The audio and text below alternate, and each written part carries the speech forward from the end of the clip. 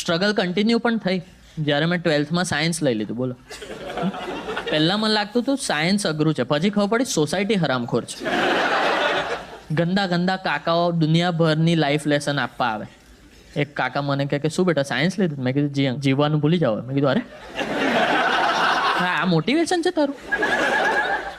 તો કે બેટા સાયન્સમાં બહુ ડિસિપ્લિન જોઈશે. જો સવારે 5 વાગે ઉઠવાનું, યોગા કરવાનું, પછી વાંચવાનું. કારણ કે સવારે વાંચવા. મેં કીધું ચૂપ રહે ને મયુર, તું ચૂપ રહે ને.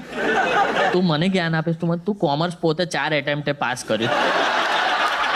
તું મને લાઈક નો ઓફેન્સ પણ તું ત્રીજાએ તો પાસ કરી લેવું. તું મને જ્ઞાન આપીશ. તું તારું ઘર સાચવ ને. તારી બૈરી તને મારે છે અહીં લગી સંભળાય છે. આંટીમાં ટેલેન્ટ છે અને બોક્સર બનાય. અહીંયા હું ફાટેલા ગંજીમાં ટાઈમપાસ કરતો હોય છે. જા કંઈ કામ કર. આ પેલા જ કાકા હોય બોર્ડ એક્ઝામની એક રાત પહેલા ખબર છે પેન આપે, બેસ્ટ ઓફ લક બેટા આનાથી લખજે. તમારા 100 માર્ક આવવાના હોય. આ હરામીની પેનથી લખો ને 60 આવે. ખબર? લાસ્ટ મિનિટે એની પેન બંધ થઈ જાય. ₹1.5 વાળી યુઝ એન્ડ થ્રો આપી ગયો હોય તમને. એ ચાલે જ ને. એ યુઝ એન્ડ થ્રો છે જ નહીં, ફેંકી દો. થ્રો એન્ડ થ્રો પેન છે.